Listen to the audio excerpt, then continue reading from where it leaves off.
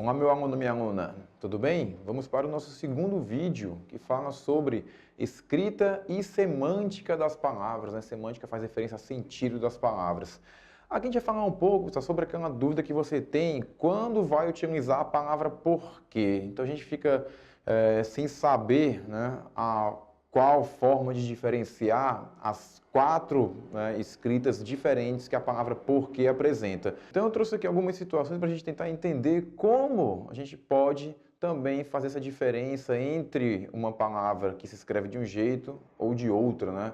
Temos o seguinte, pessoal, aqui você está notando que a palavra porquê pode ser escrita de quatro maneiras diferentes. Temos o porquê junto, né, sem acento, com acento, ou então o porquê separado, sem acento e com acento. Então, cada vez que você utilizar uma palavra dessa que eu tenho aqui, você pensa no seguinte, olha, essa palavra tem um significado diferente da outra. Então, a gente vai recorrer aqui a algumas situações para saber como a gente utiliza uma palavra como a gente tem aqui nesses exemplos, tudo bem?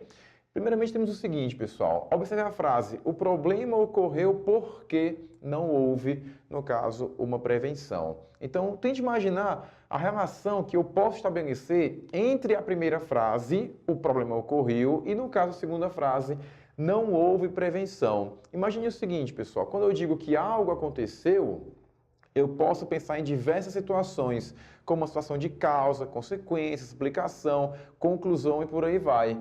Veja o que a segunda frase ela diz em relação à primeira. Então, assim, olha, não houve prevenção.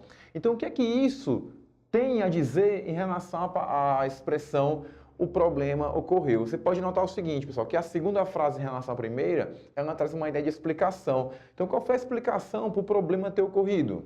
Foi porque não houve prevenção. E o porquê que você vai utilizar aqui é o porquê, no caso, junto, tá certo? Porque junto, sem acento. Essa palavra que eu acabei de colocar, pessoal, ela vai aparecer em situações que você mostra, por exemplo, uma explicação, tá?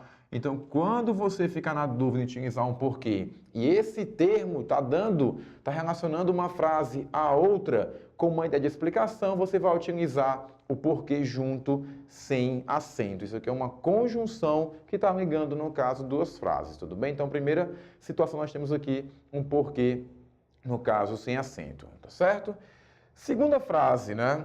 Por que a população não faz nada sobre o problema? Você está notando o seguinte, nesse caso aqui, se trata de uma pergunta. Observe aqui o ponto de interrogação. Então, você tem aqui uma pergunta. E você sabe que, geralmente, o termo que eu estou utilizando aqui, pessoal, ele aparece frequentemente em situações de perguntas. Então, nesse caso, temos uma pergunta na número 2, na frase número 2. Então, quando você for iniciar uma pergunta com o termo porquê, o que vai acontecer aqui? Você vai utilizar o porquê, pessoal, separado sem acento, tá certo? Uma das situações que eu vou ter aqui é que o termo porquê separado sem acento, ele é utilizado para fazer perguntas, ele vai introduzir, no caso, uma pergunta, como nós temos no exemplo número 2. Porém, a gente pode ter uma observação, rapidamente, da seguinte maneira. Esse porquê também pode ser utilizado em uma situação que não seja, no caso, uma pergunta. Professor, mas que situação é essa? Toda vida que você puder fazer isso daqui, eu tenho o porquê separado, sem acento, e você puder trocar, pessoal, pela expressão, né, por qual, né? Então, você vai utilizar o porquê separado sem acento no meio de uma frase. Então, como é que eu iria saber o porquê, né, que seria utilizado numa frase, por exemplo, eu não sei o caminho por que passei. Então, veja o seguinte, se você puder trocar a expressão porquê separado sem acento pela expressão por qual, você faz isso no meio de uma sentença. Então, imagine a frase, não sei o caminho por que passei. Troca pela expressão por qual. Não sei o caminho pelo qual passei. Então, dá certo, você acaba trocando e você usa o porquê separado sem acento. Note que essa expressão ela pode ser usada em duas situações. ou vai ser usado no início de uma pergunta, ou então esse termo vai ser utilizado numa sentença que tenha o mesmo sentido de uma expressão sendo utilizada, o por qual, tudo bem? Então veja aqui, porque sem acento ele tem duas situações para ser utilizado, tá certo? Exemplo número 3, né? A investigação não disse o porquê do acidente. Note, pessoal, que está no meio da frase também o uso do porquê. Como é que eu vou saber disso aqui, professor? Pense no seguinte, pessoal. Se você puder trocar numa frase a palavra porquê pela palavra motivo, por exemplo, então quando você puder trocar a expressão porquê pela expressão motivo, você vai utilizar aqui, pessoal, o porquê junto, tá certo? Com acento, porque ele tem a mesma ideia, ele tem o mesmo sentido da palavra motivo.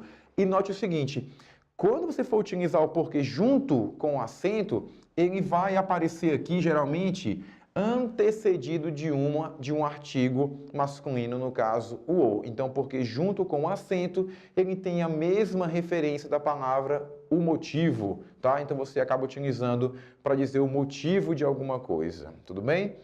E o número 4, temos aqui o último caso em que você vai utilizar a expressão porquê, e veja que nos restou qual? O porquê separado com o acento. Observe que a frase número 4 é a mesma frase que eu utilizei no exemplo número 2. Qual é a diferença? É que agora, pessoal, o porquê ele não aparece mais no início da frase. Ele aparece onde, professor? Ele aparece no final. Então, porquê separado com acento vai ser utilizado numa pergunta, tá certo? Ele é utilizado numa pergunta, só que agora ele aparece no final de cada pergunta, tá bom? Então, que a gente viu as 4 situações em que você vai acabar utilizando um porquê. E observe, cada termo que eu falei aqui, ele tem um significado, ele tem um uso que é totalmente diferente do outro, tá bom? Então, a gente vai ver nos vídeos posteriores outros tipos, né? Outras situações em que a gente vai encontrar palavras que tenham escritas semelhantes, pronúncias semelhantes, mas tem, no caso, um sentido diferente, tá bom? Então, muito obrigado e até o próximo vídeo.